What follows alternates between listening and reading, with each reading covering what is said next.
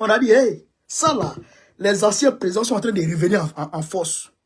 À la présidentielle, les résultats officiels n'ont pas encore été proclamés, mais le candidat du parti au pouvoir, Mahamoudou Bawumia, a déjà reconnu sa défaite. On l'écoute.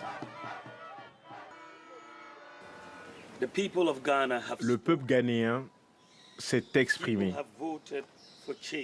Il a voté en faveur du changement et nous respectons cette décision en toute humilité. Je prononce ce discours de concession avant l'annonce officielle de la commission électorale afin d'éviter toute tension supplémentaire et de préserver la paix dans notre pays.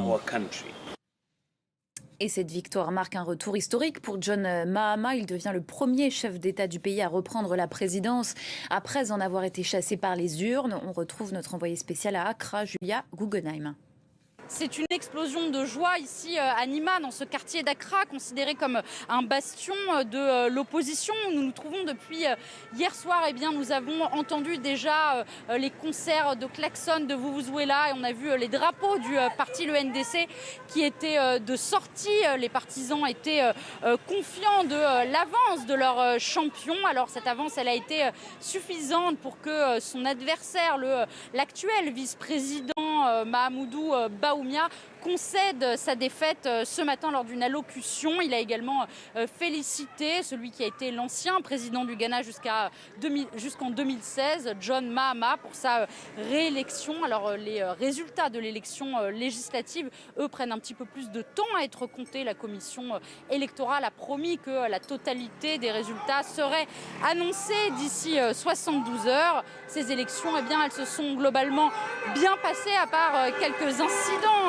isolés, notamment dans le centre et dans le nord du pays, qui ont provoqué la mort de 2 personnes. Les observateurs s'attendent à ce que la transition entre le NPP et le NDC se passe également de manière pacifique, comme ça a toujours été le cas dans ce pays considéré comme un modèle de démocratie ici en Afrique de l'Ouest.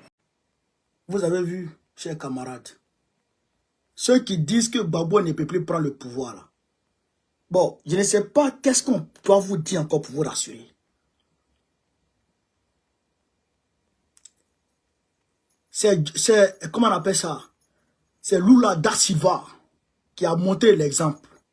Il a frappé Jair Bolsonaro. Il est dit, on l'a gagné, les bateaux, il est tombé. Ils l'ont mis en prison. Bolsonaro l'a mis en prison. Puis il est sorti de prison. Puis il a frappé Bolsonaro. Puis il a pris le pouvoir. On a dit, hey, ça là, les anciens présidents sont en train de revenir en force. Les gens disent, oh, c'est rentré sur d'ici. Trump, il a frappé, pendant qu'il a les ennuis judiciaires de malade, il a frappé les candidats démocrates, les deux ensemble. Ils ont mis Joe, il a frappé Joe. Après, ils ont enlevé Joe, dans les sondages, là, ça ne va pas. Amener Kamala Harris. Kamala Harris est venu, il a frappé ça encore. Et puis, il est président. John Mahama vient de faire la même chose. Qui dit que Gbagbo ne va pas faire la même chose? Qui dit que Gbagbo ne va pas faire la même chose? Gbagbo va frapper ça. Gbagbo va frapper ça en 2025. Frère, je suis confiant, comme de la manière je crois que demain va faire jour. La victoire de Gbagbo en 2025, là, je crois à 100 comme je crois que demain il va faire jour. C'est à nous de nous donner les moyens de mobiliser nos militants. Le paysage politique national, le paysage politique international, le paysage géopolitique, c'est-à-dire que est favorable. Tous les voyants sont au vert. Tous les voyants sont au vert. Voici un autre soutien phare de Dramane Ouattara qui vient de tomber. Un autre soutien phare de Dramane Ouattara de la Sourire qui vient de tomber.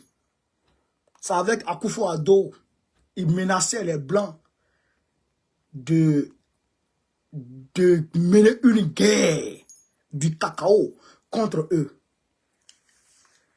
C'est avec Akufo. Il menaçait les Blancs.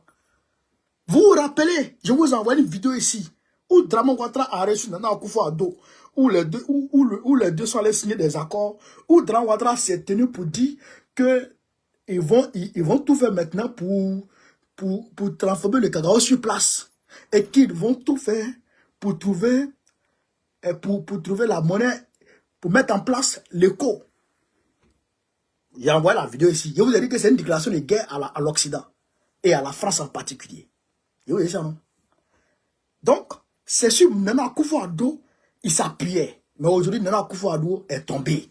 Son parti est tombé. Ce n'est même pas Nana Akufo-Addo seul. Le parti de Nana Akufo-Addo est à terre.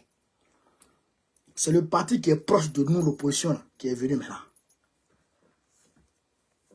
Qui dit mieux?